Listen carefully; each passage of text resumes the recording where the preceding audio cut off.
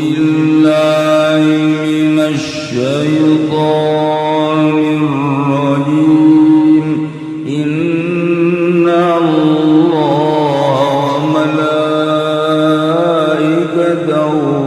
يصلون على النبي يا أيها الذين آمنوا صلوا عليه وسلموا تسليما اللهم صل على سيدنا محمد وعلى آل سيدنا محمد بالله من الشيطان الرجيم بسم الله الرحمن الرحيم. Jadi aya bahasa-bahasa mufrad kalimat teh jamak ya. Kiai mah santri neuleuh bahasa kitu teh geus pake jalan kacai. Liwat-liwatan. Ku sebab geus kaliwat haju ka pohoan. Eta babari kos kitu aja. Naon ari bagin teh sempani ari mustaq minhu nama bagyu teh ya baheula mah aya di urang ngaranna bagyo CS ieu tina bagyu ngan dijawakeun jadi bagyo maknana zalim. Jadi bagyu teh lacut azulmu wa mujawazatul haddi. Zalim lacut melangkahi batas, melebihi batas keterlaluan, berarti keluar tina kamistianana nu kitu ngaranna bagyo. Is always dead eta si bagyo. Babaturanana jeung si gomblo. Si seri bae kos jadi babaturanna teh gitu.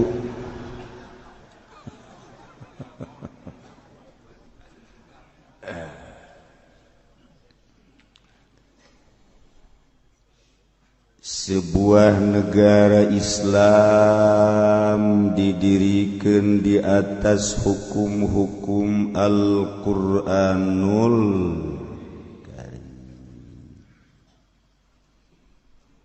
untuk mendirikan keadilan, kejujuran, nembongkeun hak sakumaha mistina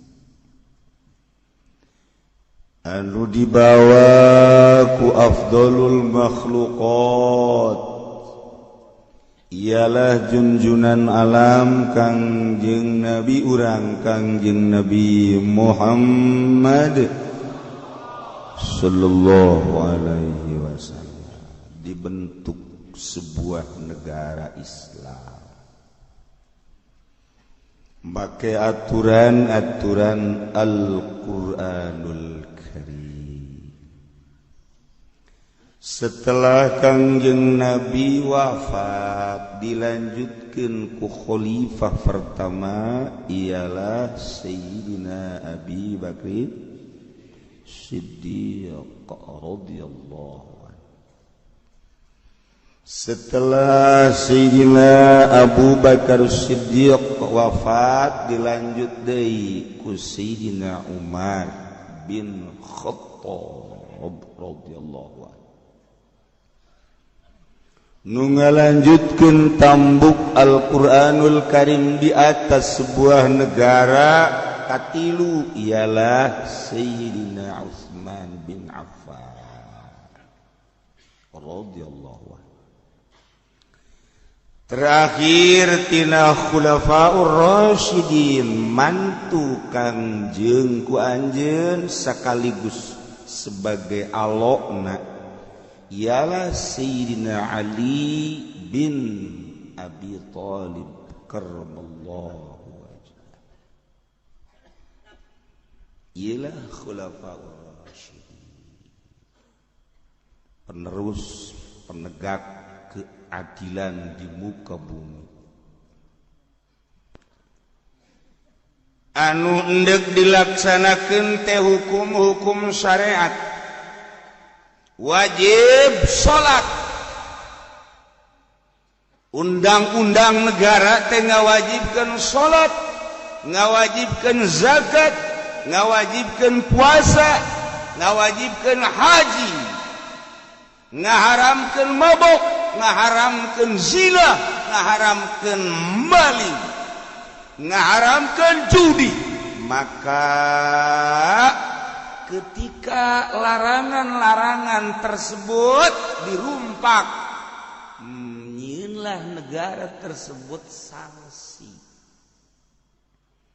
Sangsina ketika mabok tamanina jaldatan, rangket 80 ciri. Ketika zinahna zina muhson, pernah nikahnya rajam sampai pae. Lamun manehanana maling, datang ka nisab minimal 4 gram emas, potong leungeunna sakit. Dan selanjutnya.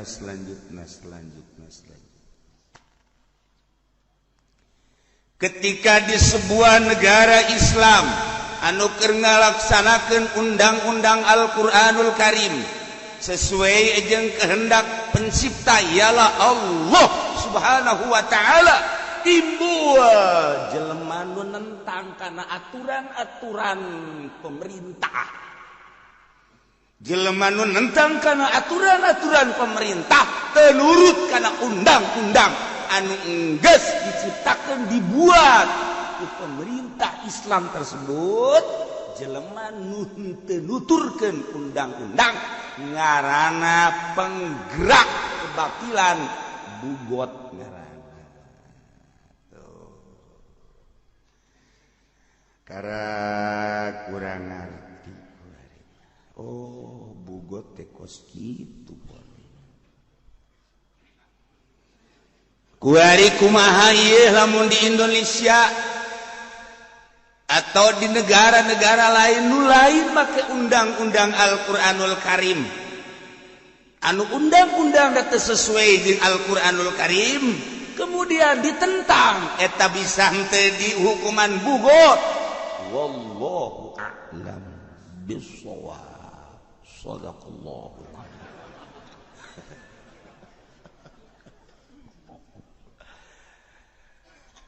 Jadi lamun hasil muktamar pernah menyatakan orang yang menentang aturan-aturan pemerintah bugot nyangakeun sadaya-daya. Kemudian aya partai ngayakeun musyawarah jeung para syaitanir rajim. Nyananyin satu keputusan bahwa orang-orang yang menentang terhadap keputusan pemerintah leuwih-leuwih partainya orang tersebut adalah bugot. Wallahu a'lam. Urang mah kuari masa kadar keur ngaji nganyahokeun bugot nu asli. Ketika aya jelema nu menghukumi bugot anu nentang ke pemerintah, nu pemerintahna lain undang-undang jeung aturan Al-Qur'anul Karim, wallahu a'lam.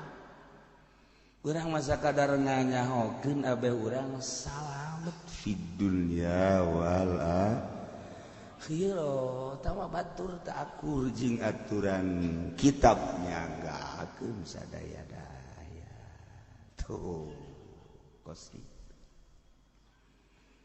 Oh ai kitu mah kiai meureun eta undang-undang di Indonesia teh salah sanu nyalakeun soekeun sesungguhnya ku ai sia masuk aju nyalah-nyalah lamun urang ningali butir-butir seseuri heran aing mah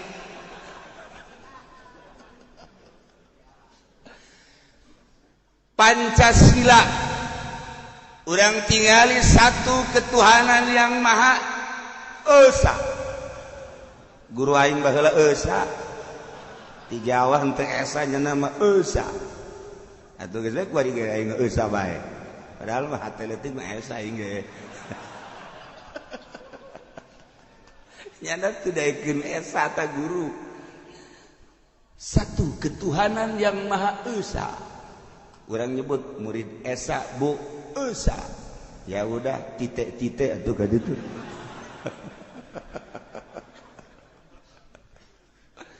dua kemanusiaan yang adil dan berat tiga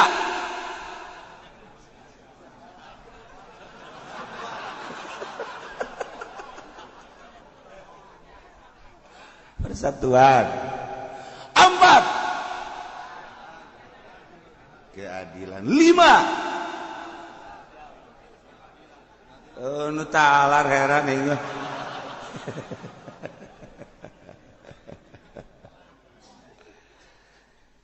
lain sambarangan butir-butir Pancasila teh kunaon eta timimiti ketuhanan yang Maha Esa kedua ketiga keempat dan kelima ditendana di burung Garuda. Burung Garuda eta adalah burung anu eueuh pibuktianana di alam dunia. Penuh makna jeung penuh arti.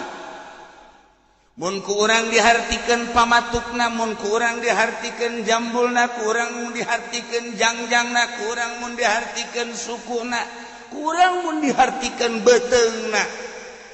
Nah, ieu teh kapan lain lalagaan burung Garuda teh. Anu bisa ngaelepak ka mana bae. Tur eueuh pibuktianana burung Garuda. Lamun urang ngaji di Ukudul Juman aya contoh burung Garuda. Mun urang ngaji di Jamul Jawame aya contohan burung Garuda. Kunaon dijadikeun contoh parik pibuktianana nama eueuh di Indonesia dijadikeun lambang negara burung Garuda. Eusina ketuhanan yang Maha Esa di jero burung Garuda ditempelkeun ketuhanan yang Maha Esa keadilan dan lain sebagainya. Butir tersebut teh aya dina Al-Qur'anul Karim dibawa ku burung Garuda ngapak ka mana bae bahkan terus nembus langit ka hiji langit ka dua langit ka tilu langit ka opat langit ka lima sampai Sidratil Muntaha jauh ieu burung Garuda nama ji otak itu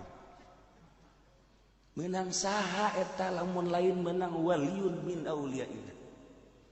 Secara zahirna menang bangsa Indonesia, menang musyawarah, tapi kan aya ilham. Terlaknat. Negara Indonesia, presidena, menterina, gubernurna, bupatina, camatna, lurah, RT-na. Andai kata nyana untuk mengikuti aturan-aturan Pancasila anu dibawa ngapa ka mana bae teh nyaho dek ka mana burung Garuda nu jelas bisa nembus ka handap bisa nembus ka luhur sebab burung Garuda mah burung hayalan bisa euteup di mana bae lain bae sakadar di Indonesia ka langit ka hiji ka dua ka tilu ka unggal nagara ge bisa ialah seorang waliullah anu dibere ilham nyelundup ke bangsa Indonesia tak dijadikan lambang negara. Andai kata pemerintahna henteu nuturkeun undang-undang Pancasila nu di jerona eta termasuk butir-butir Al-Qur'anul Karim. Dalakan lamun kita digantung di dunia, digantung di neraka jahanam. Daras presiden mah sugi di nyana, gagah di nyana, erat.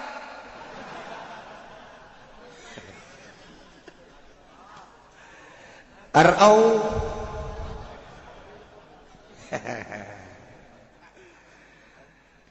Nu mantak NU mah ketika aya gerakan-gerakan di luar NU ngagerakan negara Islam di Indonesia, ajak debat ku NU, cukup dengan Pancasila. Yang salah bukan undang-undangnya, oknum-oknumnya. Kurang kumaha Ki Hasyim Asy'ari, waliyun min auliyaillah. Ditambah jeung perangkat-perangkat NU menang istikharohan lain lalagaan. Geus terlalu jauh urang mun nyaritakeun kos kitu mah. Cukup ku Pancasila ge. Kurang kumaha ketentreman, ketenangan dek ibadah, dek ngabangun, dek kumaha bae ge. Neuleuh ka hareup urang. Pek bae lantaran butir-butir di jerona meunang nyokot tina Al-Qur'anul Karim. Ketika salah oknumna.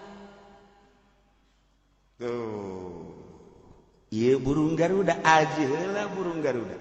Moal waka dijelaskeun nu aslina ku kaula lantaran bupati ge teu ngartieun. Gubernur ge teu ngartieun kula moal pati-pati ngomong kos kitu lamun eueuh sejarah burung Garuda. Mun henteu dicaritakeun ku seorang waliullah naon sebabna dijadikeun lambang Indonesia. Kula nyaritakeun bahwa burung Garuda mah sebuah burung anu pinuh ku hayalan. Eueuh dibuktieunaana bisa nembus ka luhur jeung ka handap. Dijadikan lambang negara di Indonesia bahwa Indonesia lain sembarangan.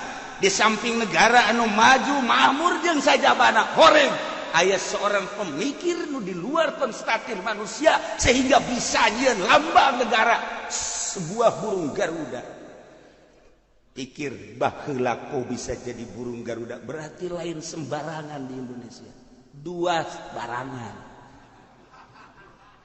Lain sembarangan. Neuleuh ka Purwadaksi. Moal waka dibejakeun ku kula ke lamun bupati jeung gubernur geus ngaji karak dibahas. Ka kuku-kukuna aya pembahasan, pamatuk-pamatukna aya pembahasan. Ka jangjang-jangjangna aya pembahasan. Kunaon si burung Garuda teu pernah nyingkup kieu bae nya nama. Tetapi perlu dibahas. Beda jeung Haji Pendi kieuna perlu digantung tah. Tuh, lain deui burung Garuda ka sisit-sisitna, hitung sisitna, dihitung aya sabaraha ka itu. Berarti lain sembarangan yin lambang negara. Nu mantak dijadikeun targetna ku Yahudi jeung ku Nasrani Panderi, lain sembarangan. Kula geus caritakeun deuleu target bakalna Yaman terjadi. Deuleu target negara-negara Timur Tengah terakhir kakarak Indonesia. Target sarua moncongna geus dikieu-kieukeun kok. Wow. Moncongna geus seperti kieu bae. Tuh, tinggal mencet doang. Tuh. Ka Cikupa geus aya tinggal mencet. Bus. Hancur Cikupa. Bojong tek bus. Sepatan tek bus. Nun teu dimoncongan cuman Cilongo. Aman. Lamun karumpul para pejabat kukula dek dibahas tentang burung Garuda, butir-butir nama merenanan geus. Eta mah geus dibahas ketuhanan dan lain sebagainya. Eta mah geus aya P4. Ieu burung Garudana dikerekep sia bupati. Dipacok sia gubernur. Dileg-leg sia presiden. RT mah tamak ku dikoek-koeuna doang ye. Kukuna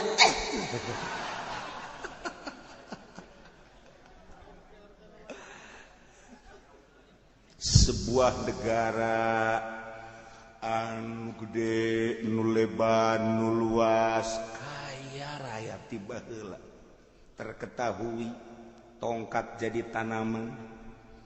Masya Allah, kurang yin empang teu dilakukan timbul lauk sorangan sepugul lentah mata maya. Utak ujeng-jeng saja bana. Indonesia, Masya Allah. Nancep dangder segede kieu doang cet, bet 3 bulan ditarik ambalaya. Oh, gede kieu.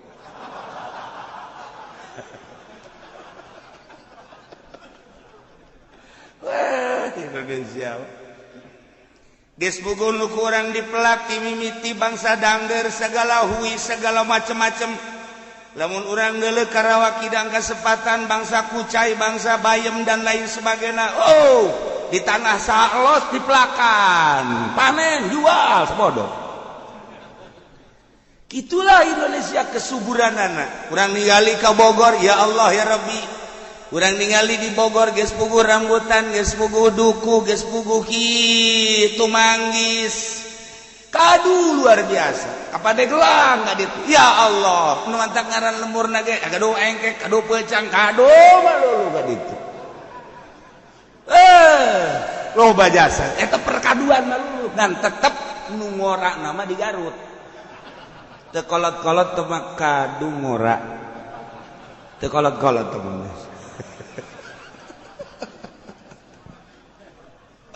Indonesia geus bugu jara radius sagala rupana.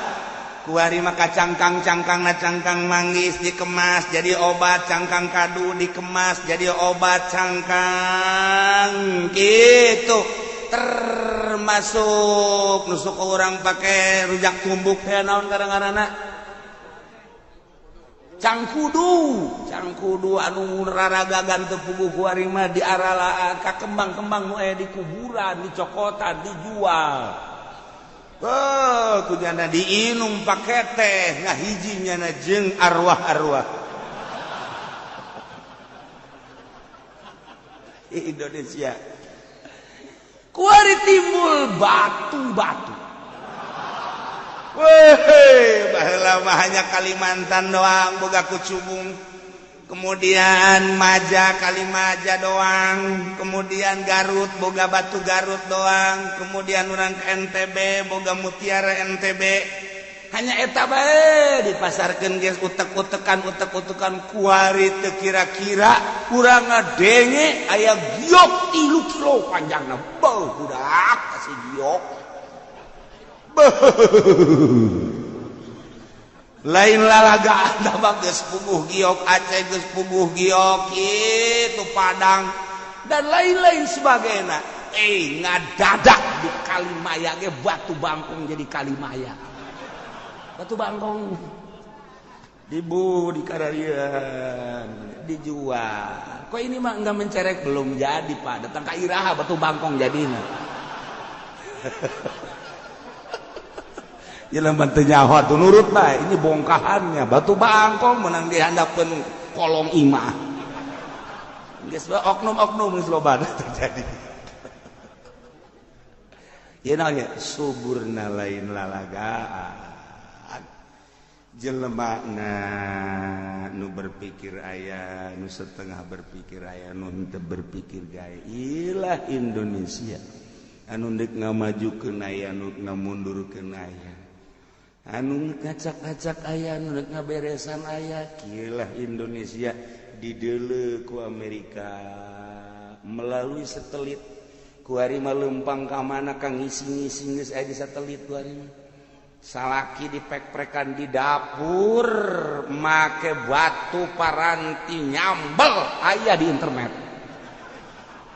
Saha nu nyorot ya Allah. Anak dikulub nu nyorot naon aya di internet. Ieulah satelit buatan Yahudi. Poaya kabeh di nu keur kumaha bae. Nek dibom Indonesia geus teu kudu hese-hese, geus aya di satelit. Urang tingali bae di GPS teh. Pencet tek tek tek tek tek tek tek Cikupa. Pencet pondok tek Imah Jepandi. Oh aya. Nah geus bom, dibom. Dur geus bisa.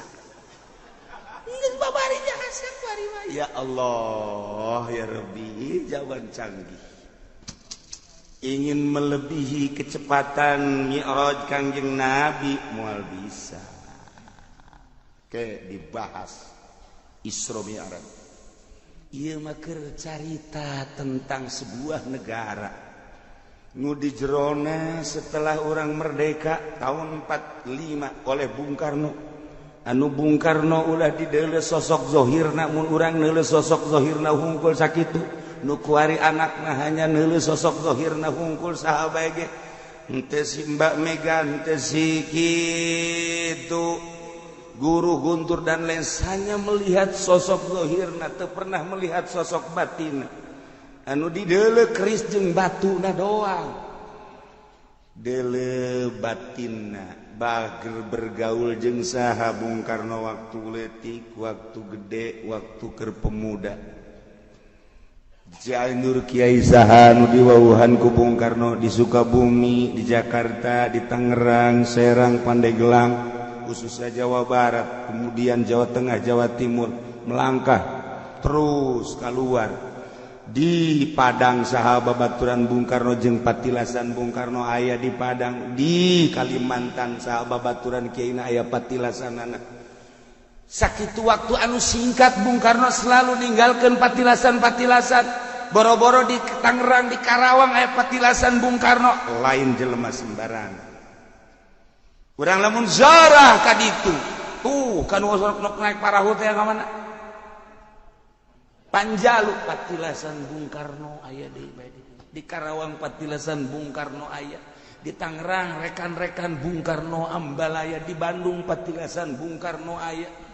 Jawa Tengah, Jawa Timur di gunung luhur aya patilasan Bung Karno dengan waktu anu singkat janganana umurna pendek ketika nyana bergerak jadi proklamator kan ngamara keneh kok loba patilasanana percis kos urang pengkolan itu urut aing pengkolan itu urut aing pengkolan itu urut aing ambalaya anak aing kabeh aing paeh ieu lain ninggalkeun harta hutang ambalaya bayar ku si anak cak anak natek modar gitu tah abah patilasanana urang kos gitu balung ieu dek garitakeun sebuah negara urang cicing di negara Indonesia berlambang burung Garuda insyaallah iraha waktu kukula dibahas aya catetan-catetanan lain sembarangan wali Allah nindin lambang ketika berteng-teng terakur jeung butir-butir Pancasila awas ya gubernur awas ya bupati awas ya raja hei lantaran burung Garuda burung nu teu pernah paeh hehe pancen luhur amat geus sia ngaji nabungan handap-handap teh burung Garuda menjadi nalagaan atuh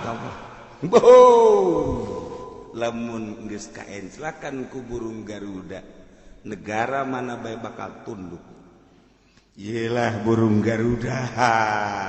Nah, tetapi di Indonesia baheula henteu nyieun aturan-aturan sebuah negara Islam. Urang piagam Jakarta ge bisa dijadikeun tetapi saat eta dipending. Pemendingan eta apa akan terjadi apakah moal hanya orang yang tahu sejarah. Nu kuari malurah geus teu nyaho camat teu nyaho hanya ngan sakadar piagam tidak dijadikeun karena ieu ayana karena eta tanyakeun kanu jago tentang Indonesia akan terjadi apa tidak piagam Jakarta tunggu tanggal main nu kolot mah kaburu modal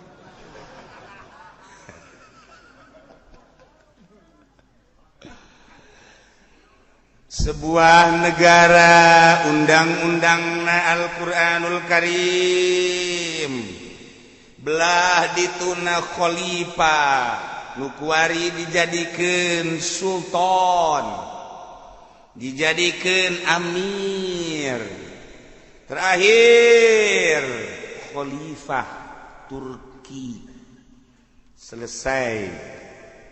selesailah kekhalifahan.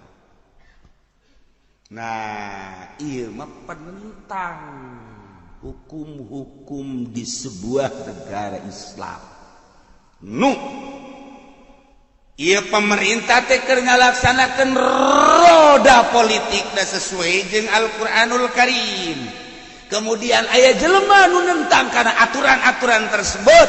Orang tersebut berkelompok ngaranna bugot. Iyalah nu bakal dibahas ku urang mesti kumaha eta bugot. Tuh. Masya Allah lengkap guys.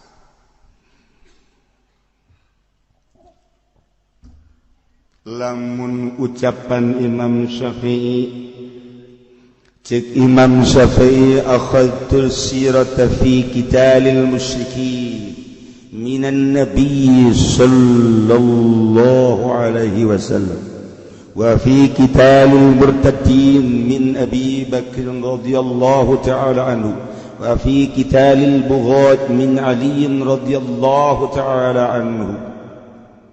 Kaulah mengambil sejarah dalam peperangan, satu peperangan baheula ketika orang ningali peperangan Kangjeng Nabi di zaman Kangjeng Nabi perang melawan musyrikin maka wajib diperangan orang-orang yang menentang di sebuah negara karena berlawanan akidah nyanana musyrik. Maka perangan jelema musyrik diambil tina sejarah junjunan alam Kangjeng Nabi Muhammad sallallahu alaihi wasallam. Ketika si Kangjeng Nabi tos teu aya dipimpin ku Sidina Abu Bakar Siddiq radhiyallahu anhu, maka timbullah jelema-jelema nu kembali deui ke agama masing-masing disebut murtad. Setelah mukmin, iman, Islam nyana keluar murtad. Yang keputusan Sidina Abu Bakar Siddiq perangan jelema murtad sebab ia adalah penggerak teu beres ieu. Maka kula ningali merangan murtad nyokotlah aturan Abu Bakar Siddiq. Ketika aya nu nentang karena aturan-aturan negara di zaman Sidina Ali tentang nu nentang eta teh bodoh perangan ditingali tina keputusan Sidina Ali. Ia adalah merangan bugot. Sampai ka dieu beda intihan mah teu ditutup untuk kelangsungan sebuah negara. Asal ulah keluar bae ti aturan-aturan Al-Qur'anul Karim. Nu mantak usul fikih mah lain sebatas jang sakieu. Andai kata aya kebutuhan ambil kaidah-kaidah usul fikih Jamul Jawami untuk berijtihad. Andai kata mampu can ditutup lawang ijtihad teh. Andai kata mampu untuk menarik kemaslahatan nyingkirkeun kemudaratan silakan bae asal nu jitu bae ketika eueuh jelema nu mampu seakan-akan ditutuplah fikih seakan-akan. Nah lamun kuari ku urang terus untuk kemaslahatan bangsa jeung sebuah negara terus bae mesti kumaha aturan ana silahkan dibuat. Ialah sebuah negara anu rujukanana Al-Qur'anul Karim. Terlalu luhur urang nyokot nyaritakeun Al-Qur'an, rujukanana hadis Kangjeng Nabi. Terlalu luhur ngadenge hadis Kangjeng Nabi, makelah ijma jeung kias. Sarua ijma jeung kias berarti make ucapan Kangjeng. Make ucapan Kangjeng berarti make Al-Qur'anul Karim. Mantak di Indonesia walaupun lain sebuah negara Islam tetapi aya filter untuk supaya sejajar terus rapih terus naon MUI. Keputusan anak ya terletak pada MUI. Nu mantak kula manganuhunkeun jasa aya jelema daraek jadi MUI. Muhun untuk kelangsungan negara. Ayana MUI alhamdulillah gereja lantarannya teu daek tanda tangan nuhun MUI. Ayana MUI alhamdulillah minuman-minuman keras kulantaran nyana anu dihareup langsung nentang ka pemerintah atas usulan masyarakat. Alhamdulillah bir eueuh. Ega berbintang doang. Wah, sajan. MUI. tanggung jawab di hadapan Allah bakal nemui untuk kelangsungan sebuah hukum di Indonesia jadi rencanakeun baheula negara namakeun wae negara demokrasi tetapi lantaran mayoritas Islam ialah urang ngendenkeun mui kelangsungan hukum-hukum Islam terletak pada mui keputusan-keputusan negara kudu nanya heula ke mui bertentangan henteu jeung aturan Al-Qur'anul Karim mestina kan kitu. Alhamdulillah di Indonesia ya alhamdulillah lah seperti itu. Nah kunaon eta baheula Bung Karno make henteu nyieun sebuah negara deuleu pidato awalna luar biasa ku anfusakum wa ahlikum nar eta bah luar biasa Bung Karno kita menjaga diri urang ulah ka neraka kita ngajaga ahli urang ulah ka neraka lamun urang nyaritakeun diri urang persiapkeun rapihan lamun urang nyaritakeun ahli berarti anak urang pamajikan urang mamang uwa jeung sajabat urang nyaritakeun ahli tatangga urang nyaritakeun tatangga nu berdekatan jeung imah urang tatangga antar desa tatangga antar kabupaten tatangga antar provinsi urang nyaritakeun ahli urang tatangga antara negara urang teasa ahli dina Islam nu aya di Malaysia nu aya di Indonesia saahli dina la ilaha illallah nu aya di Amerika nu aya di Australia saahli jeung urang dina sarua kalimatun thayyibah la ilaha illallah geus puguh nu aya di Timur Tengah saahli jeung urang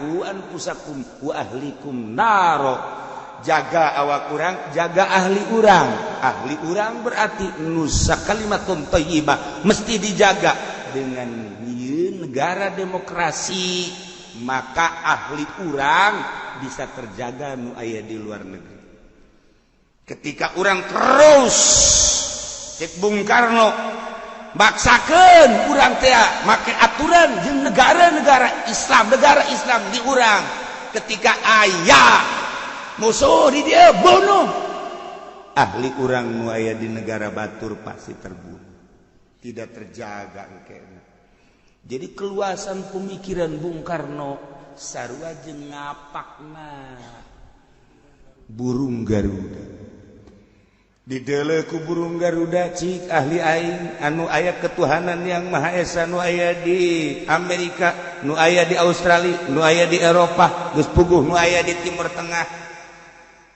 di deleuna hanya burung Garuda tapi jasad burung Garuda aya ruan bisa ningali ku anfusakum wa ahlikum nar urang lamun ngabahas kos kitu kan pohara jasa iraha pernah urang ngabahas kos kitu jajan pernah sugan bupati ngabahas kos kitu sugan gubernur kalah ka kumaha tah encan pamatuk burung Garuda burung Garuda ngabogaan pamatukna lain sembarangan pamatuk ditilai tina pamatukna bahwa burung Garuda eta adalah boga pamatuk anu tajam anu henteu pernah dimiliki ku burung-burung anu lain ketika boga pamatuk anu tajam berarti bisa ngalamangsa teh lain bae make sukuna tetapi bisa make pamatukna sebab burung-burung anu ku Gusti Allah dikersakeun pamatukna tajem ngalamangsana melalui pamatuk ulah-ulah anu gede model nu sok ngerekep kotok teh burung naon kadang-kadang heulang atau memang tipe heulang kabeh ieu siam gitu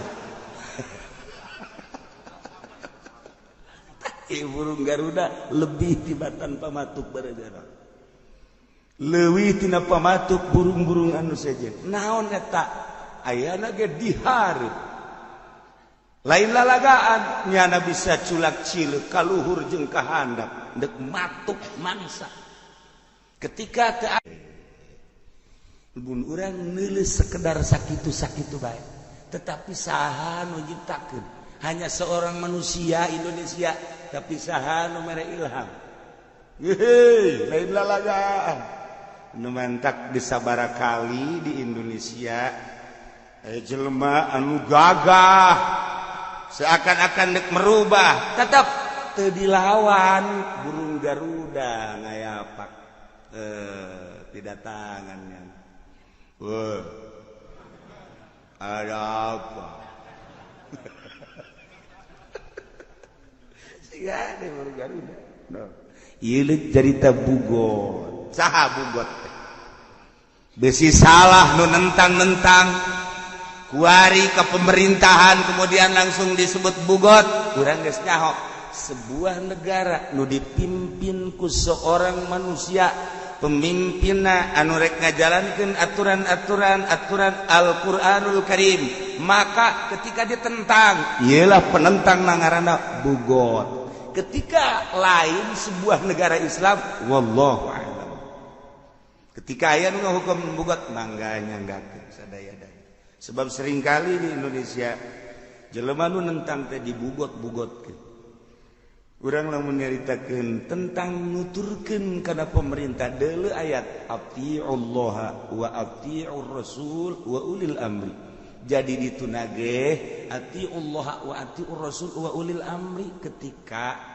urang diajak ku pemerintah wajib nurut asal selain daripada maksiat ketika maksiat teu wajib nuturkeun mun bahasa teu wajib nuturkeun macam-macam ka ditunakeun sebab bahasa umum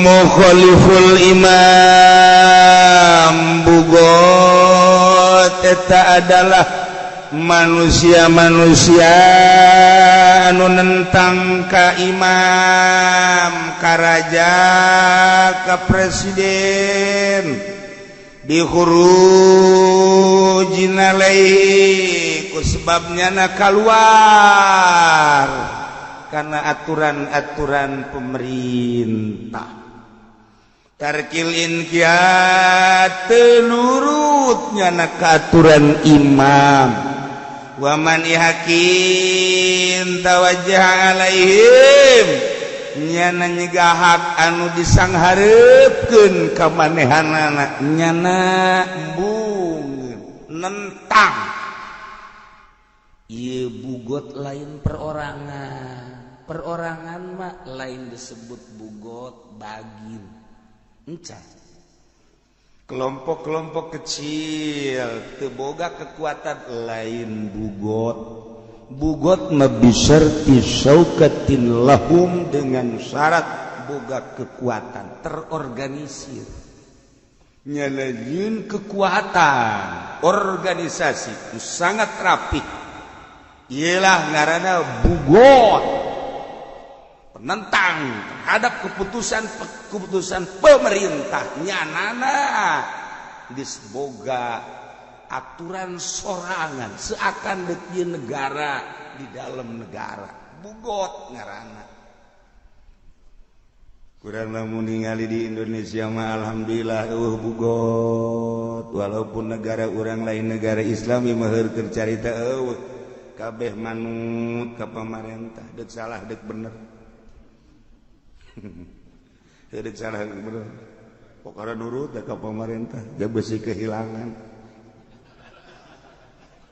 macam kehilangan teh NU manut Muhammadiyah manut Tarsis manut HTI ge manut kemudian Islam Khuruj manut nu kaluar tina aturan-aturan pemerintah adapun nyana ngaekspresikeun masalah keinginan dan kehendak masing-masing silahkan Islam Khuruj nyana nyaritakeun tentang fadilah-fadilah door to door ti masjid ka masjid nyana mah nuturkeun sepak tarjang salafus sholihin nu baheula masak di masjid sing ade we urutna besi kotor teu salah jajana mah dakwah hayu bae satungtung daek ngadengekeun makanya na tunggu nyana didakwahan bae deuk bener deuk teu nu dakwana mah terus Islam Khuruj jauh lah disebutna pejalan kaki ka mana bae engke diatur dakwahna seminggu 40 hari mungkin dalam negeri mungkin luar negeri dunia atau urusan anak Ustaz Khuruj urusan dunia kemudian HTI Hizbut Tahrir atuh sarua bae nyana mandek yen khalifah di dunia ieu tanpa khalifah kehilangan tonggak kehilangan kekuatan selama tidak ada khalifah dek mana muntayang ketika diacak-acak baheula ku Yahudi khalifah dek didirikan kembali dunia urusan anak di berbagai negara HTI geus aya itu bertentangan jeung pemerintah tek bae nu di Indonesia nya namangan sakadar boga kahayang dek ngadirikeun khalifah adapun disetujui disetujui kami mendek nurut baheula aturanna ka pemerintah ngan kami boga kahayang dek nyieun khalifah jadi Indonesia mayoritas Islam henteu bertentangan ieu mah kakarak boga kahayang doang adapun sagala rupada nuturkeun ka pemerintah nu aya di Malaysia, nu aya di India, nu aya di Pakistan, nu aya di Turki, nu aya di Syria, nu aya di Mekah, nu aya di Australia. Kos kitulah nyana kakarak boga kahayang di dunia dek ngalanjutkeun kekhalifahan. Saha nu dek bakal dijadikeun khalifahna engke bae setelah solid di berbagai negara. Boga target sekian persen bakal engke ngadirikeun seorang khalifah yang rujukan boga kekuatan. Boga kahayang itu bertentangan komo Muhammadiyah mah tamu Muhammadiyah mah geus kieu geus pokona namanya nama geus kieu sumuhundau dek naon deui geus puguh NU komo NU nu kuari mah geus pemerintahis itu bahasa naon aing kitu nyaho geus kos kitu bebokona mah. Tah, eueuh nu nentang alhamdulillah. Eueuh urang rek nentang kumaha. Nu mentak baheula ketika kejadian Amir Biki di Tanjung Priuk can nentang sama kakarak boga kahayang jeung can gerak. Selama can gerak jeung can action kapan teu meunang, can dijadikeun bugot. Kok terlalu cepat amat sih Pak Harto? Oh, lantaran boga panglimana baheula LB Murdani. Geus menyalahi aturan di dieu kurang dibahas bisa dibunuh tempat dibunuh di mana aya ketika geus action ieu mah kakarake boga kahayang besa didengekeun ku sasaha ceramahna mangga boga kahayang teh kos kitu ulah pemerintah rakyat kan pemerintah teh ayana pemerintah teh ieu teh endek ngamartahan rakyat kunaon teh nyambung jeung rakyat kakarak sakitu teh nyambungnya hanya beberapa masalah hanya di bidang soal keagamaan doang lamun didege henteu masalah kunaon haji berondong tanggung jawab Pak Harto jaga di yaumul qiyamah pasti Amir Biki hudang mana Harto ayo ti heula lain puluh lain ratus ribu ketika kejadian di Tanjung Priuk ribuan dibawa ke truk diumumkeun hanya beberapa belas dan puluh apa tidak tahu masyarakat naon motifna ieu tanggung jawab di akhirat encan menentang encan naon encan action encan aya organisasina bugot mah geus terorganisir nah lamun kuari Al-Qaeda geus terorganisir ISIS eta hartina Islam kitu santri istri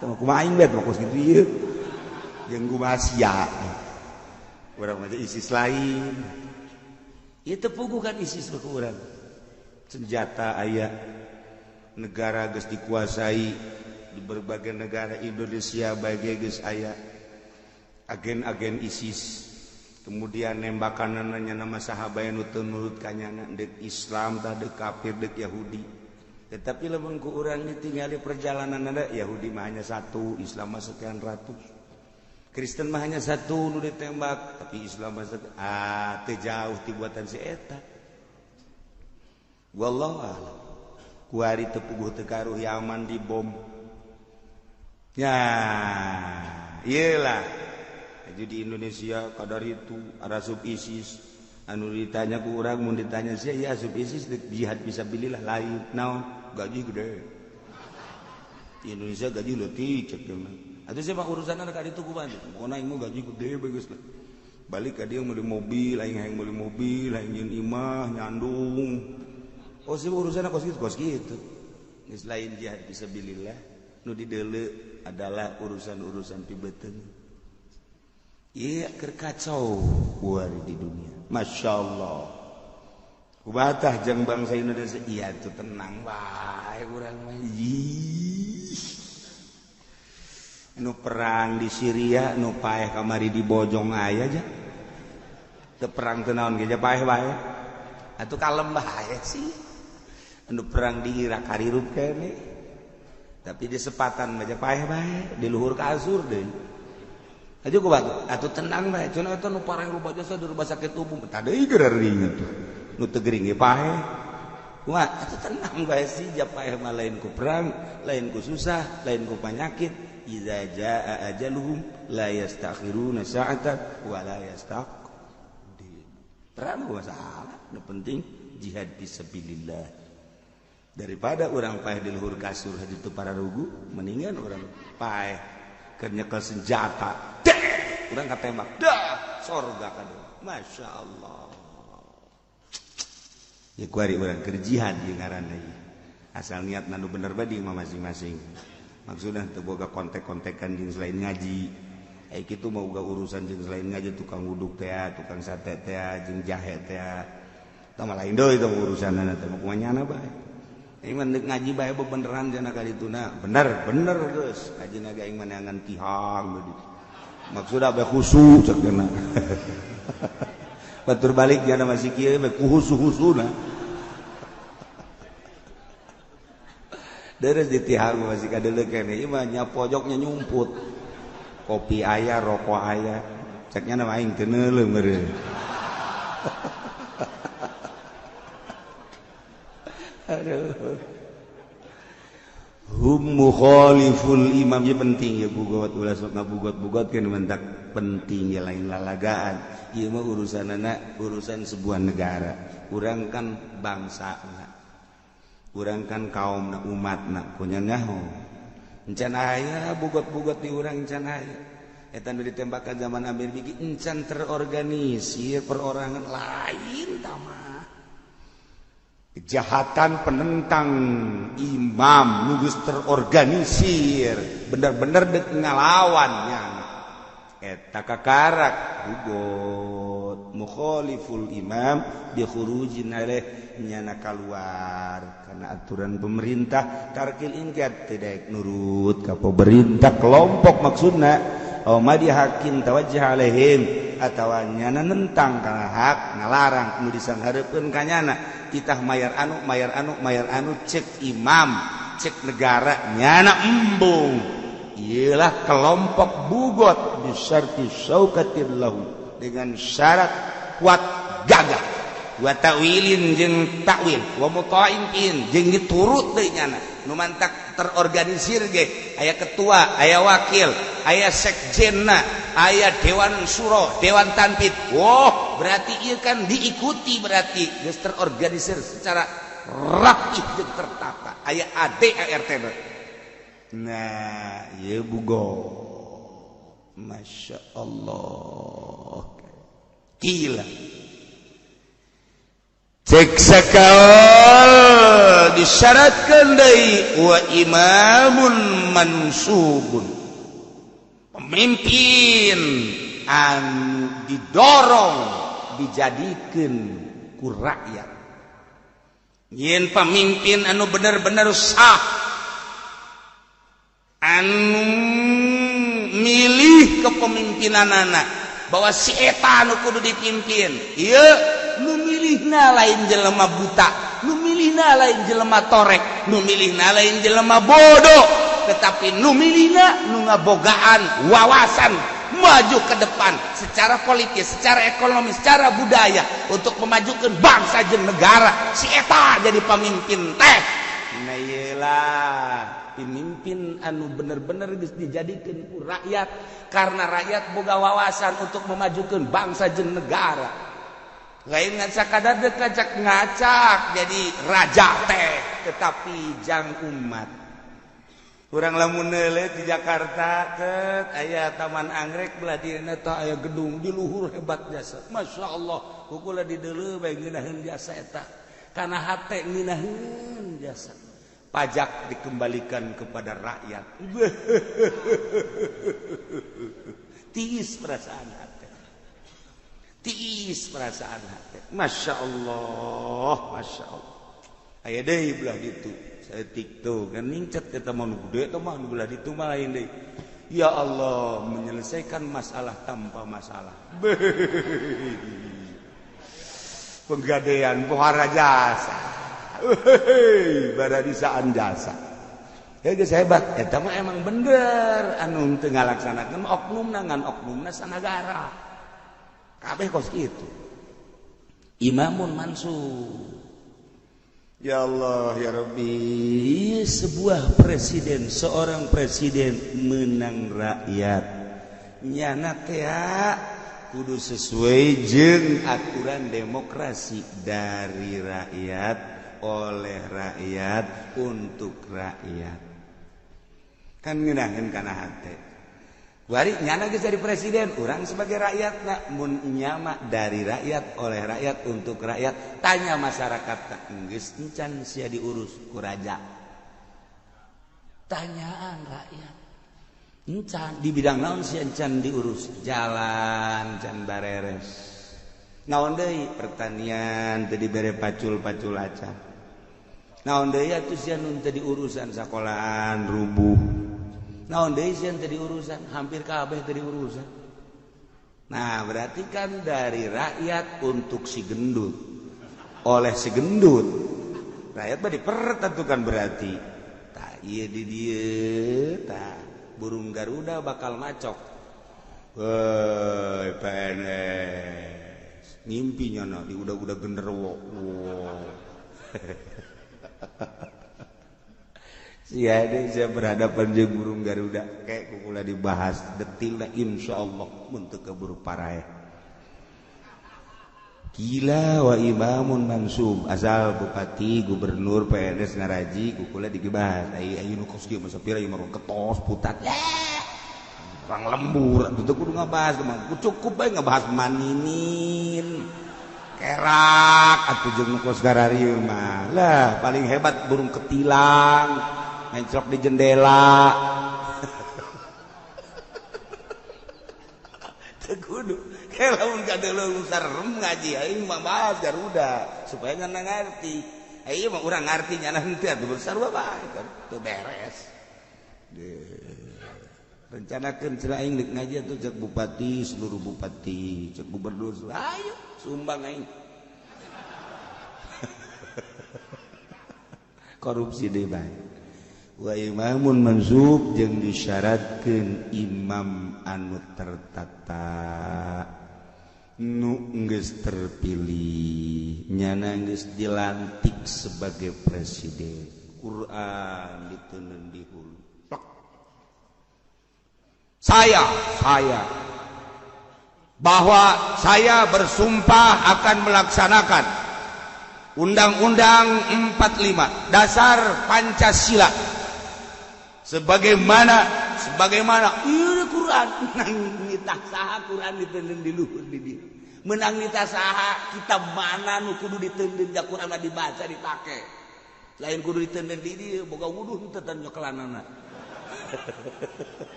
Cenah sebagai saksi, atuh saksi mah jalain Quran jelema saksi mah. Dua jelema lalaki nu adil atawa hiji lalaki dua awewe nu adil atau opat nu araradil jak kitu Quran mah baca pake. Ya diteuneun di dieu saya bersumpah bahwa sanu nita. Aju cenah itu salah atuh Allah alam teu bisa nyalakeun kan jalain kos kitu. Ngan endeu kos kitu bae tuh teu naon seakan-akan bahwanya teh lain neuleuh Al-Qur'an neuleuh nu boga Al-Qur'an Allah dilambangkan Alquran bahwanya sumpah teh dihadiranku Alquran eta teh zahirna hakikat mah dihadiranku Allah. DPR disumpah make Quran seakan-akan dihadiranku Allah. Awas ya cek Allah tak Quran aing.